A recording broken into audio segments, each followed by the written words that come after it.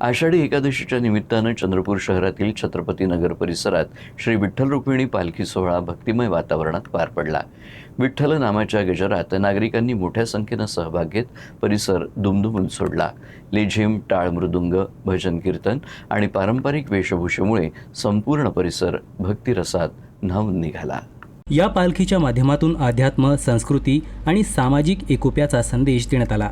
पारंपरिक वेशभूषेत सहभागी झालेल्या महिलांनी सोहळ्याची शोभा वाढवली, तर लहान मुलांनी विठ्ठल आणि रुक्मिणीची वेशभूषा परिधान करून सर्वांचं लक्ष वेधून घेतलं। लेझिमचे आकर्षक सादरीकरण, टाळ मृदुंगाच्या गजरात सुरू असलेले भजन कीर्तन आणि विठ्ठल विठ्ठल या नामघोषानं संपूर्ण परिसर भक्तिमय वातावरणात न्हाऊन निघाला। या उत्साहपूर्ण पालखी सोहळ्यामुळे परिसरात धार्मिक आणि सांस्कृतिक वातावरणाची अनुभूती झाली।